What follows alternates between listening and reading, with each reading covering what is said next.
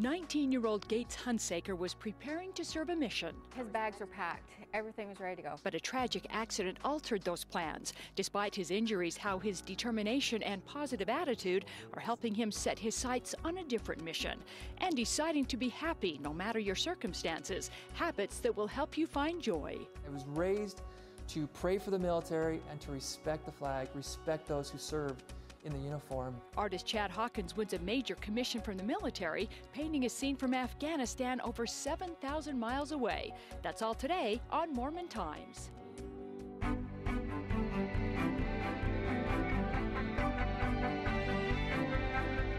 Good morning and welcome to Mormon Times. I'm Kathy Aiken.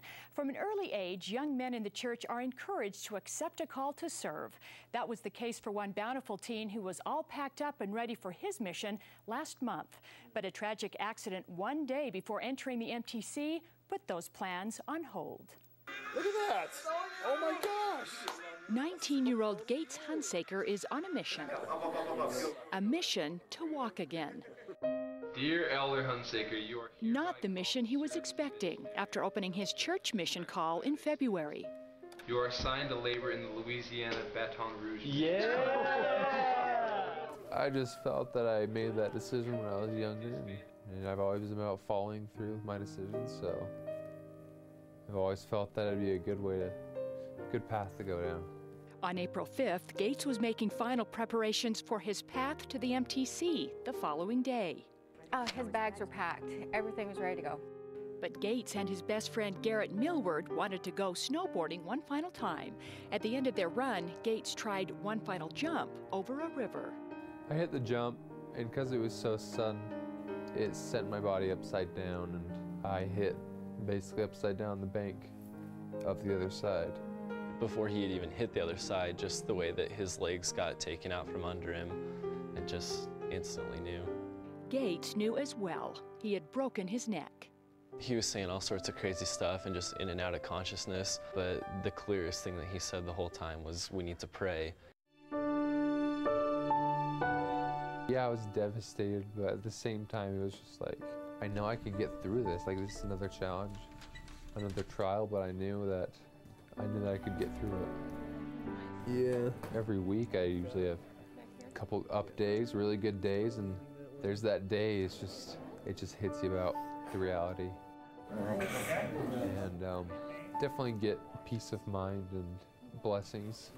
2, 1, 0, beautiful. Gates goes through daily grueling therapy. He's currently paralyzed from the elbows down. And every day in physical therapy, I'm always progressing in some aspect. I mean, they're baby steps for sure, but the fact that I'm progressing and not going downhill has kept me upbeat. All you gotta do is hope for the best and forget the rest.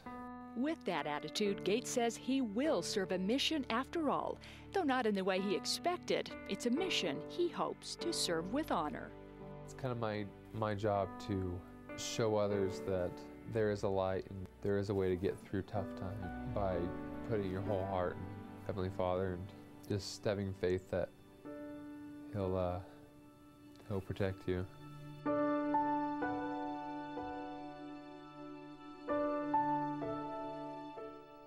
What an inspiring attitude. Gates' parents, Brian and Sherry Hunsaker, join us now.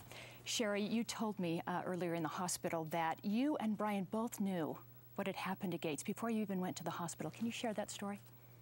Yeah, I had received a phone call on the way home from bringing my daughter home from piano, and as I walked in the door, Brian was on the phone talking to Garrett's mom. She had heard on the radio about two 19-year-old boys having a snowboarding accident in Big Cottonwood Canyon. And anyway, I said, Brian, we need to go. Gates was life-flighted to the hospital, and I told him where. And the whole drive there, we didn't say it verbally, but we both had a feeling that that he was paralyzed. It's like nothing else crossed my mind. And you felt that that was kind of a preparation for you, didn't probably. you? Probably. Yeah. I think so. Now, Brian, you also think that Gates will serve a mission, a different mission, and explain that. Yeah, we've always known that Gates was going to serve a mission, and we still think he will, and he is right now. A lot of people have reached out to our family and have been inspired by Gates and his determination to keep fighting through this. We've had people that we don't know contact us and tell us how inspired they are by Gates' story, by our story. And we know that he's been able to reach out to so many more people than he has, than if he would have been just maybe on a 2-year mission in one area. And the community, as we look at this video, has been such a tremendous support. You've had several fundraisers, and I know neighbors and friends have helped remodel your home. What has that meant to you?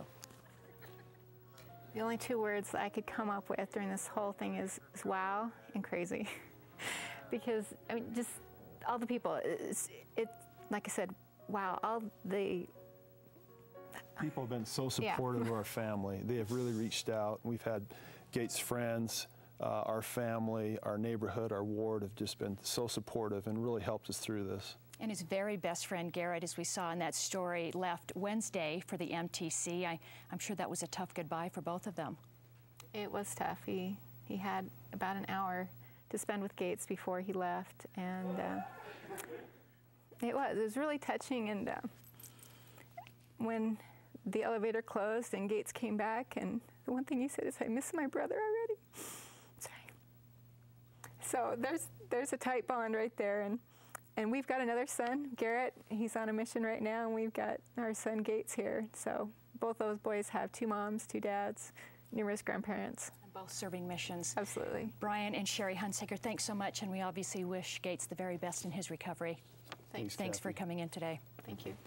Well, coming up, he's known for his beautiful temple paintings, but artist Chad Hawkins recently focused his talents on something very different. We'll show you what that was up next.